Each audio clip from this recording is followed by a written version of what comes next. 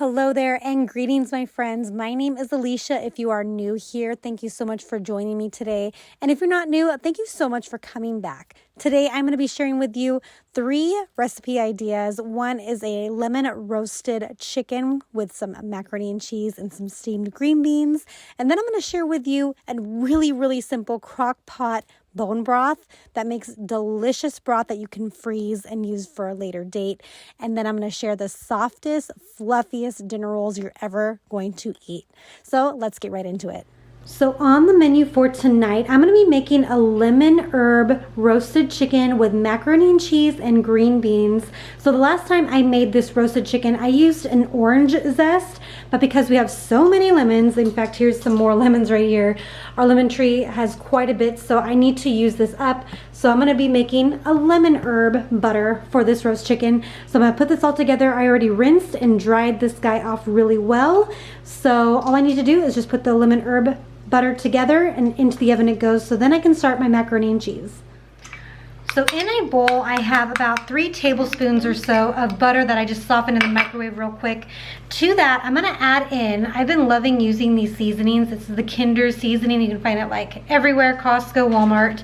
So I'm gonna use this lemon pepper because that just sounds perfect for this recipe. So I'm gonna use a good amount, maybe like a tablespoon or so. And I checked the ingredients, there's no garlic in there, so I do want to add some garlic because we love garlic. So garlic powder going in along with some salt. I've really been into using pink Himalayan sea salt. I'm probably not going to be buying kosher salt anymore just because of how great this stuff is. Okay, so I'm gonna, ooh, I got some of that lemon pepper in my nose. All right, I'm gonna mix this up real quick and then I'm gonna zest in probably 2 lemons because I really wanna taste the lemons in here. Ooh, this smells fantastic. I'm gonna have to make lemon bars here soon just with given how many lemons we have. All right, gonna mix this up. And I'm probably gonna throw these into the baking dish as well. Let me move this all over. So I'm going to get underneath the skin, just in case you've never made a roasted chicken before. You want to season it underneath the skin. So I kind of made like a little slit with my knife, just so I can get my hands in here a little bit better. So I'm gonna put some on my fingers. And this is not clean work. This is definitely dirty, but it'll be worth it.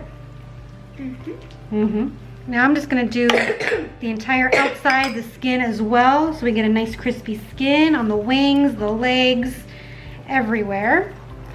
And then I'm probably just gonna throw in the lemons that I was using for the zest. I'll just throw them in here just for aromatics, I guess, because why not?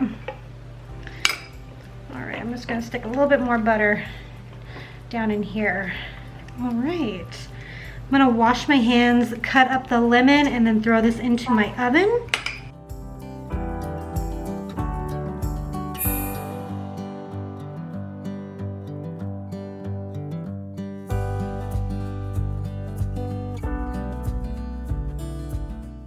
This looks super good. Okay, so this is gonna go into a 425-degree oven for about an hour. That gives me plenty of time to make my macaroni and cheese. Here is everything that you're gonna need to make this delicious stovetop macaroni and cheese. Now this might look familiar if you have seen my Home Alone Christmas movie night that I did with my family a couple years back. It is super gooey and delicious. So that is what I'm making because it's been, honestly, I don't think I've made it since that video. So it's been quite a while. So I'm getting ready to make it. So let's do this. So I just was looking through my cheese drawer to see if I needed to use up any cheese before I opened this big guy up. I did find this. I'm gonna use all of this and then use some of that other block. But for as far as cheese goes, honestly, you can use whatever you want. I was even thinking about doing half extra sharp cheddar and then half mozzarella because mozzarella is just a really good melting cheese. But you can honestly use whatever you like. If you want to use like even pepper jack in there just to give it a little kick, that would be a nice combination too. And I'm gonna get a couple cups out of this. And then I'm going to save this grater because we are going to grate an onion. And we're not going to need much of it, but I want to get a couple tablespoons of the onion juice. And that makes a huge difference when you make this macaroni and cheese instead of using garlic onion powder. But you can definitely use onion powder if you are just, you know, low on time or just prefer to do that. Totally up to you. Okay, so I have my cheese all grated up right here. What I am going to do though is I'm going to warm my milk up and my heavy cream up in the microwave for just a little bit. So I'm gonna use the whole milk and then add in the whipping cream, and I'm only gonna warm it up for like 30 seconds. I don't want it to be super cold going into my saucepan, so only 30 seconds should be fine. My milk is done in the microwave. I'm moving my cheese over to a plate so that I can begin to grate my onion juice.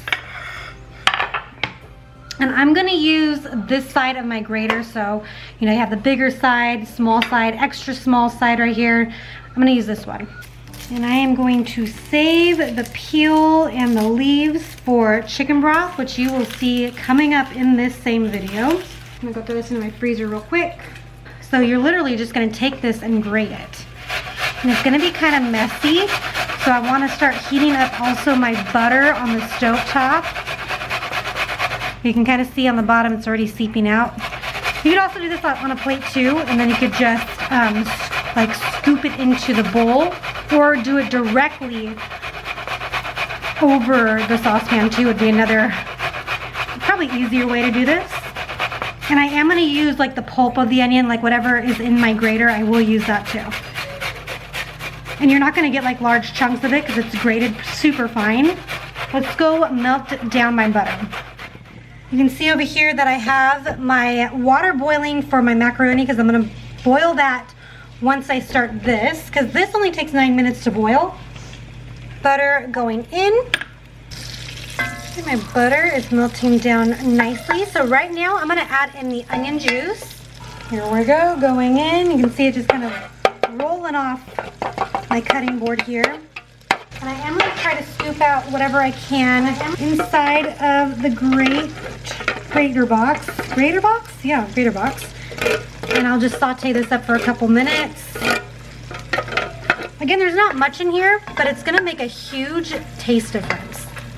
Let's add in the rest of our seasonings before I add in our milk. So we're adding in some garlic powder, paprika, as little or none, cayenne pepper. I like to add just a little tiny bit, just for a little bit of heat.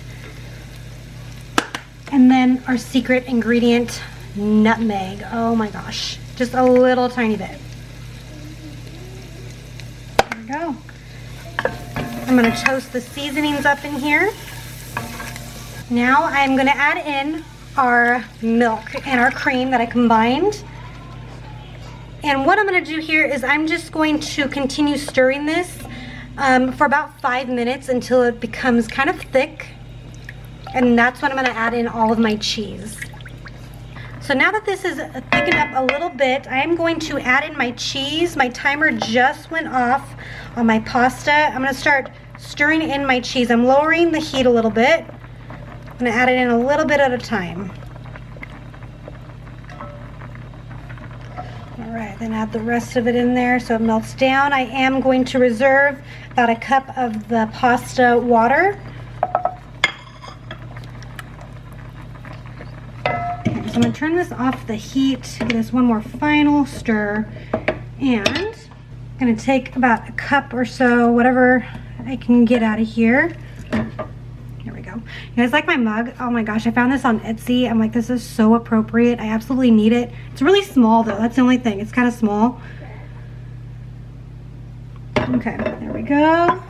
So now I'm gonna drain the rest of this off and add it to my cheese sauce. Here we go, adding in that cooked pasta.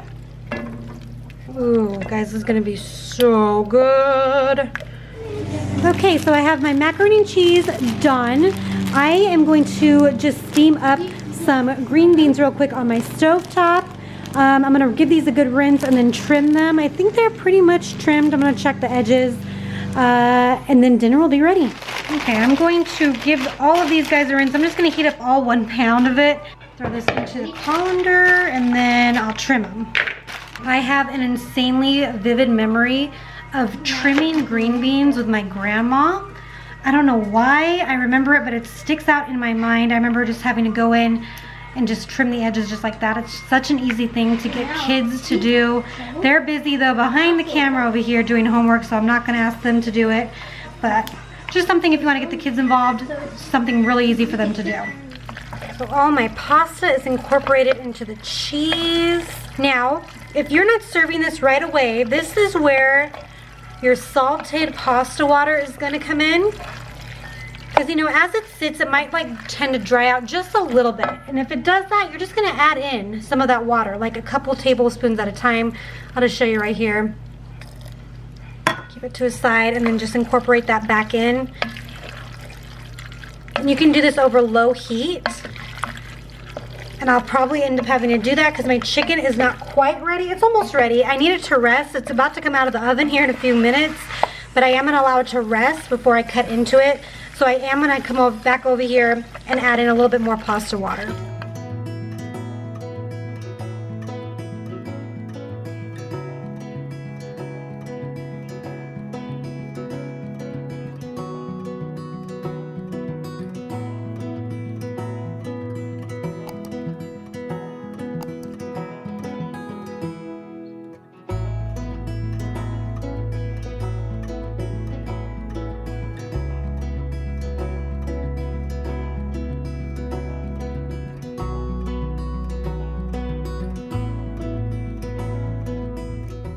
So I'm sauteing my rinsed and trimmed green beans in here, and probably for like a couple of minutes. And then what I'm going to do is I'm going to add in a couple tablespoons of water, cover this up, and then turn off the heat and allow it to steam through so that they're kind of crispy on the outside but tender on the inside. And what I used to do pre-kids was I used to squeeze fresh lemon juice right as I was about to serve it, but my kids think it is super tart. So I'm not going to do that, but I highly recommend that you do that. In fact, if you're making this entire meal, save those lemons that you use for the chicken and then use the lemon juice and squeeze it over. Oh my gosh, yes. Brings like such brightness to the green beans. These babies have been sauteing for about 5 minutes. It's going to be super loud, but I'm going to throw in some water, cover it, and turn off my heat. So here we go. Okay, so just to let you see what it looks like. So you can kind of see that it's been sitting here for a little bit. It's not quite as creamy as it was when we first poured the pasta in, but that's okay. Like I mentioned, we'll just add in some of that pasta water. So I'm going to turn this on low. There we go, low heat. And then I'm going to just add in a little bit of at a time of this pasta water. And that's generally why you want to do about a cup or so, just so you have plenty, because more than a cup, you should definitely not need more than a cup. You can already see that it's coming creamy again. Making macaroni and cheese is super satisfying, like the sound. Oh my gosh. All right. And I believe it is time to eat. Dinner is ready. I cut up all my chicken, green beans. We got the macaroni and cheese back there. Now here's what's left of this poor chicken. I'm gonna try to take off as much meat as I can and then just add it in here.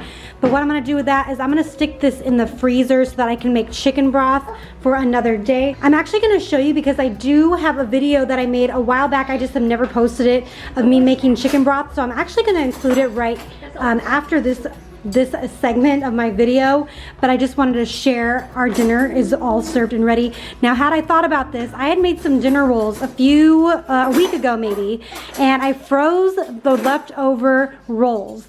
I should have pulled them out and served them with this dinner. That would have been phenomenal. I do have a video, and in fact, I'll share that with you right now as well. I'm getting ready to make some bone broth here. So this was in my freezer. I put it in the fridge overnight just to defrost, but in here is a bunch of chicken bones, leftover vegetable scraps. I can't really fit much in here, so it's time to make it. And what I'm doing differently from what I did last time is I'm gonna roast the bones in the oven. Apparently that gives it a deeper, richer flavor. So I'm gonna pull the chicken carcass and whatever bones are in here, place it on this cookie sheet, and I'm gonna roast it in a 400-degree oven for about 45 minutes. My chicken bones are in the oven roasting right now. I'm gonna toss all of the vegetable scraps and whatever else is in here into my crock pot, and then I'm gonna fill this most of the way up because I do wanna make sure that the bones fit in there once the bones are done roasting. So I'm gonna fill this up with water, put the chicken bones in, and then add more water if I need to. I wanna leave a little bit of space at the top, and then I'm gonna cook this on low for 24 hours. Okay, so I just got done roasting these bones. I'm gonna stick them in here. So in the crock pot right now, I have 6 cups of water with some veggies, and I'm just gonna toss these roasted bones in here.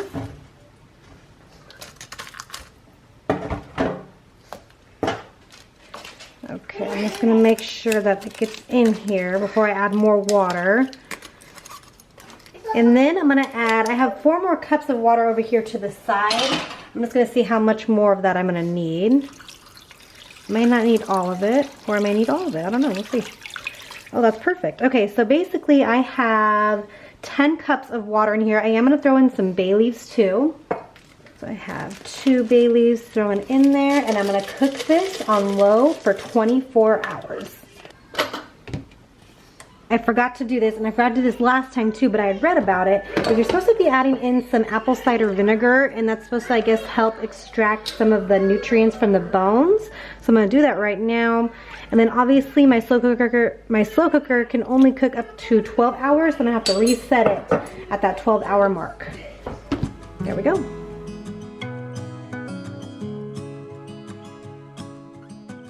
And now comes the most tedious part of making bone broth, and that's just draining it.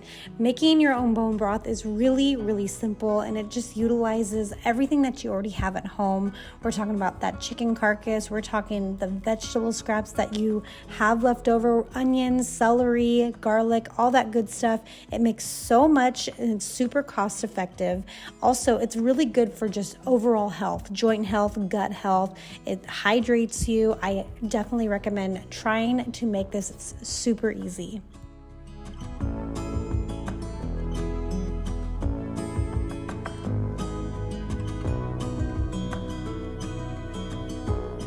So same recipe, different day. This is my 4th batch or maybe 5th batch of chicken broth that I've made, and I am absolutely loving this. Okay, so this has cooled down. You can see that there's some fat on the top, but that's okay.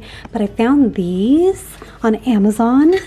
They're silicone molds, and so I'm gonna stick some broth in here because I can't use all of this within 3 days. So I'm gonna freeze it, and this is also gonna be perfect for soups in the future for like really quick lunches, which would be amazing.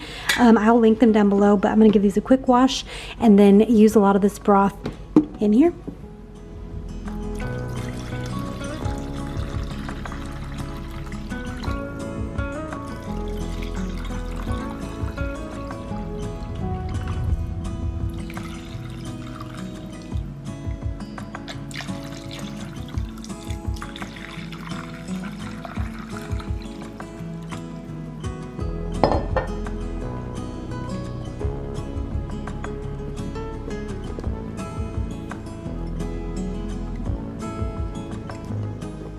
So I already filled up all 8 reservoirs. I've used a cup in an Instant Pot recipe I'm making right now. I have a little bit left. I'm just gonna keep that in the fridge for a future recipe that I'll use like within the next couple of days. But super excited, so I'm gonna freeze these, and then once they're frozen, I'll remove them from the molds and then stick them into a gallon freezer size bag.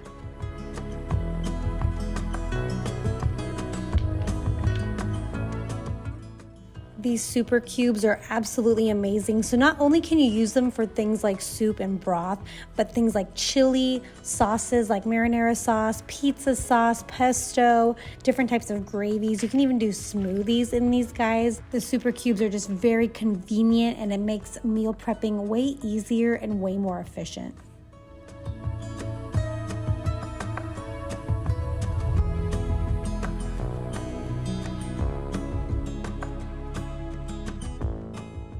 And the last recipe I want to share with you guys today is some 1-hour honey butter dinner rolls. These are fantastic. They come together literally in an hour. Super fast, ideal for freezing too, so you can make a big batch of it and then freeze what you don't end up eating that day. So what you're going to do is you're going to start off with some warm milk. I always warm it in the microwave for 1 minute and 20 seconds exactly. That's exactly where the temperature, for my microwave at least, heats my milk up to the temperature that I'm wanting. which is usually between 110 and 115 degrees. And because I want a really warm place for my yeast to rise in such a short amount of time, I actually preheat my oven to 170 degrees.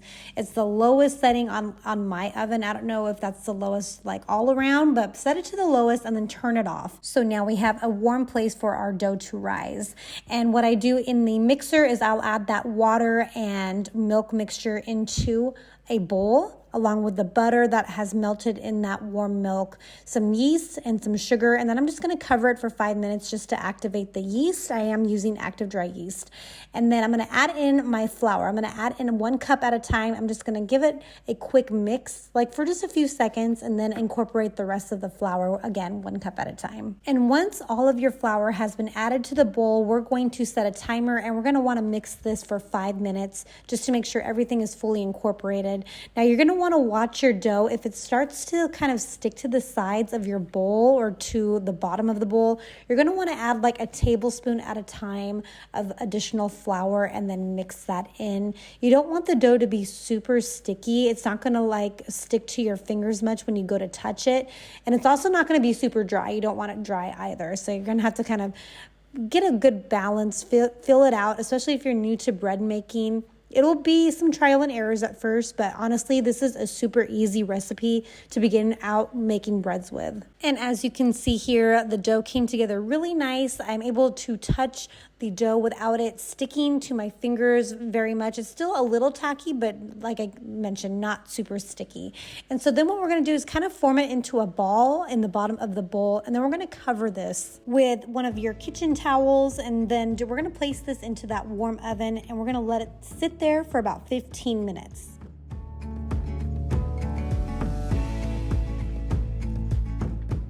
And once your 15 minutes is up, you're going to take it out of the oven, and we're going to throw the dough down onto parchment paper. That is the best way to prevent it from sticking to your counter. It's not going to be super sticky, but it's just going to be easier to clean up. So onto the parchment paper it goes, and then you're just going to pull 15 pieces of dough. They don't have to be perfect size or weight, or if you need to weigh them out, go ahead and do that. But honestly, just do your best to try to make them all as even as possible. And how I like to form these guys is I take my finger, my left finger, and I kind of wrap the dough around my finger to create that perfect top. So we want to have a nice smooth top to our rolls, and the bottom, it really doesn't matter. You're going to kind of want to pinch it. You'll see the bottom right there. It's not exactly smooth, but that's going to be the bottom, doesn't matter. But the smooth part we want to be on the top, and we're just going to continue to do all 15 of them. Now at this point, we're going to want to let our dough rise one more time for another 15 more minutes.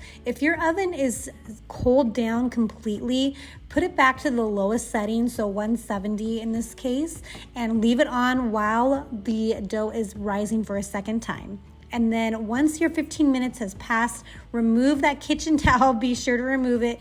Leave your dough in the oven, and then set your oven to 375 degrees. And we're going to bake these dinner rolls for 20 minutes. Now that 20 minutes includes the amount of time it takes for your oven to get from 170, or the lowest setting of your oven, to 375 total. So you're just going to leave those rolls in there, and I promise they will bake perfectly. And once those rolls are delicious golden brown color, remove them from the oven, and we're going to top it off with some honey butter. I use 2 tablespoons of butter and 1 tablespoon of honey. You could probably get away with just 1 tablespoon of butter, but the more butter, the better, obviously. And you're going to want to spread the tops with the butter and along the sides of the baking dish, just making sure that there's butter seeping down into those sides as well. And like I mentioned earlier, these freeze really well, so wrap them up really nice if you would like to save them for a future dinner, and then just defrost them the night before or even the day of. Bread defrosts super fast. And you guys, thank you so much for bearing with me today. My voice is coming back. It's been gone for quite a while, probably like a week or so, battling some type of allergies or something, but thank you for hanging in there with me.